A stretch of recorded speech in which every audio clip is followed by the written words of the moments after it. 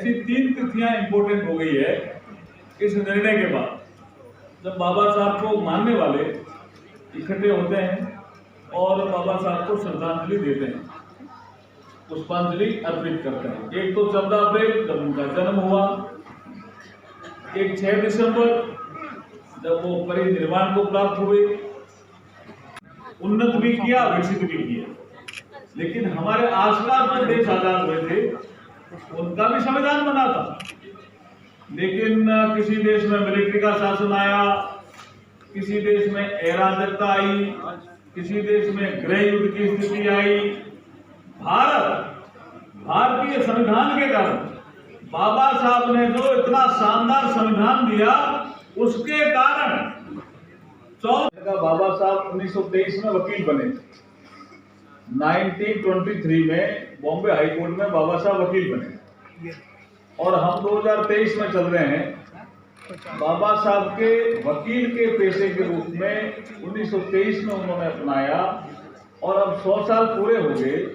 वकील का जो पेशा है उसमें क्या चैलेंजेस 1923 में थी, उनका क्या समाधान 2023 तक हुआ, कौन से चैलेंजेस अभी भी बाकी है, उनको हम कैसे दूर करेंगे, इस पे कोई चिंतन मनन मंथन करे, लेकिन ऐसी कोई वर्कशॉप करे जिससे वकीलों में भी टैलेंट जो ग्रामीण क्षेत्र में है, वंचित क्षेत्र में, वो भी बाहर आएगा।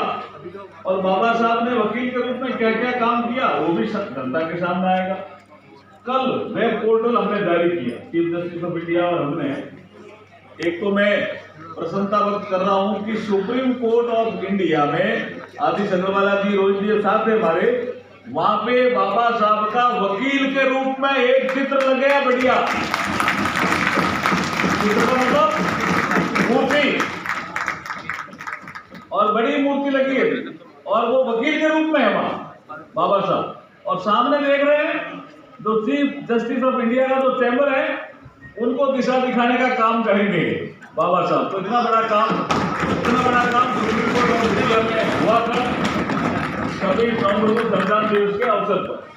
महामहिम राष्ट्रपति जी ने इस बाबा साहब की मूर्ति का अनावरण किया। हम इस अवसर पर महामहिम राष्ट्रपति द्रौपदी मुर्मू जी ने कहा बाबा साहब ने मुफ्त में लड़े ही नहीं, तो हमने कहा चीफ जस्टिस ऑफ इंडिया को कि मुफ्त में बाबा साहब ने लड़े हैं, कुछ जीते हैं, कुछ में हारे होंगे, अपील की होगी, लेकिन श्रमिकों के हित में बाबा साहब ने कई मुफ्त में लड़े हैं। तो अब जब मुफ्तों की लिस्ट आई है, आपके पास भी कोई और मिल जाए, वेब पोर्टल पे जाके देखना, 29 मुफ्त में बाबा साहब ने अपने जीवन काल में लड़े, 29। तो ये सारे मुकदमों का हिस्ट्री भी आ गई है।